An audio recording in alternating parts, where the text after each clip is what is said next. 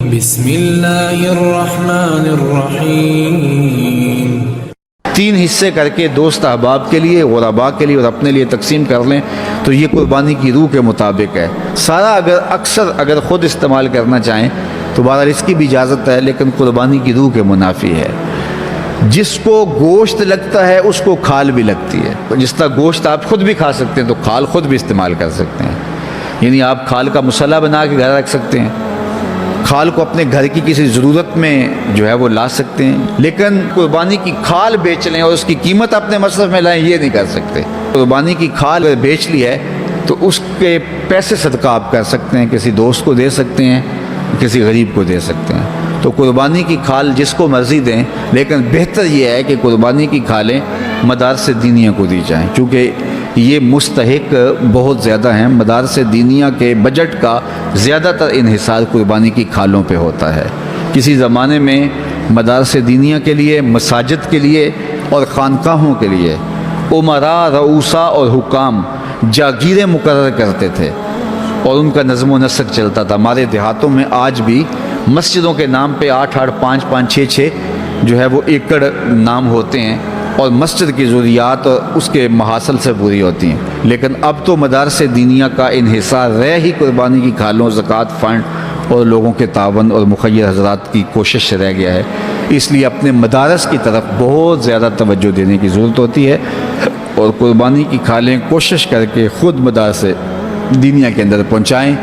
اور آپ کے سامنے جامعۃ المصطفیٰ ایک ایسی درسگاہ علمی ہے کہ جس کے فیضان سے ایک زمانہ متمتع ہو رہا ہے اور یہاں سے نکل کر اطراف و اکناف عالم کے اندر جو ہیں وہ لوگ پھیل رہے ہیں اور فائدہ پہنچ رہا ہے۔ اللہ کا شکر ہے، یہاں سے جانے والے پیغام کو مسلم بھی قبول کر رہے ہیں اور غیر مسلم بھی قبول کر رہے ہیں، تو یہ اللہ کا فضل ہے، اس پر ہمیں شکر ادا کرنا چاہیے۔ اور کتنے مسلمانوں کی اصلاح ہوئی ہے اور کتنے لوگ فائدے میں گئے ہیں، تو یہ ایک اللہ تعالیٰ کا بڑا فضل ہے اور اللہ تعالیٰ کا بڑا ہی کرم ہے کہ کتنے لوگوں کو یہاں سے فائدہ ہو رہا ہے۔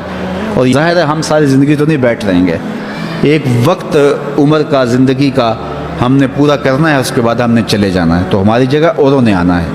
تو یہ دارالعلوم اگر زیادہ سے زیادہ لوگ پیدا کرے گا تو زیادہ لوگوں کو فائدہ پہنچ سکتا ہے۔ تو اس لیے نہ صرف قربانی کی کھالیں بلکہ اس ادارے کے ساتھ آپ کا ہر طرح کا تعاون درکار ہے۔ سب سے بڑا تعاون آپ کا اس ادارے کے ساتھ محبت کا تعاون درکار ہے۔ آپ اس مرکز سے اپنی عقیدت کا رشتہ، اپنی محبت کا رشتہ جو ہے وہ وابستہ کریں۔ جس طرح عشق کیا جاتا ہے، پیار کیا جاتا ہے، اس مرکز سے آپ پیار کریں، اس مرکز سے آپ محبت کریں۔ یہ مرکز ہماری عقیدتوں کا مامن اور مسکن ہونا چاہیے، چونکہ اس سے بہت سارے لوگوں کو فائدہ ہو رہا ہے اور غیر مسلم بھی اسلام کے دامن میں آ رہے ہیں اور مسلمان عمل کی راہوں کے مسافر ہو رہے ہیں، اور یہاں سے صاف سیدھا اور پیارا سا پیغام پوری دنیا پہ پہنچ رہا ہے۔ عید الاضحیٰ یادگار ہے حضرت ابراہیم خلیل اللہ کی۔ قربانی رضائے الہی کے حصول کے لیے ان مخصوص 3 دنوں کے اندر مخصوص جانور جو شریعت اسلامیہ میں متعین کیا گیا ہے اس کو ذبح کرنے کا نام ہے۔ یہ بات ذہن میں رکھیں کہ عیب سے جانور پاک ہونا چاہیے۔ فقہا نے ایک سیدھا سا ضابطہ بیان کیا ہے، عیب وہ ہے جس سے منفعت یا جمال زائل ہو جائے۔ جو جانور آپ نے خریدا تو وہ ذبح کے وقت عیب دار ہو گیا، گرا، ٹانگ ٹوٹ گئی تو کوئی ایسا واقعہ پیش آ گیا، ذبح کے وقت جو عیب ہے وہ عیب شمار نہیں کیا جائے گا، تو اس کو یوں ہی ذبح کر دیا جائے گا۔ جو جانور ہے وہ فربا ہو، موٹا ہو، تازہ ہو تو وہ افضل ہے۔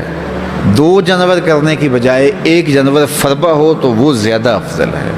شریعت اسلامیہ نے صاحب نصاب پر قربانی واجب کی ہے۔ نصاب وہ ہے جو ہمارے ہاں زکوٰۃ کا نصاب ہے، یعنی 52 تولے چاندی یا 7.5 تولے سونا، یا اس کی قیمت۔ زکوٰۃ کے نصاب میں قمری سال گزرنا شرط ہے، لیکن یہ جو قربانی اور صدقہ فطر ہے اس میں سال گزرنا شرط نہیں ہوتا۔ ان عید کے 3 دنوں کے اندر ایک لمحے کے لیے بھی کوئی مالک نصاب ہو گیا تو اس کے اوپر جو ہے وہ قربانی واجب ہوگی۔ پھر قربانی ہر اس شخص پہ واجب ہے جو مال کے نصاب ہے. بعض اوقات گھر کے اندر کئی افراد مال کے نصاب ہوتے ہیں تو سب پہ واجب ہوگی. قربانی واجب آپ نے ادا کر لی اور اپنی طرف سے نفلی بھی دینا چاہتے ہیں تو یہ بھی آپ کو اجازت ہے. ہمارے آقا و مولا نے ایک قربانی اپنی طرف سے ایک قربانی اپنی امت کی طرف سے پیش کی ہے. تو اگر امتی اپنے آقا کی جانب سے قربانی پیش کرتا ہے تو یہ اجر و ثواب کا باعث.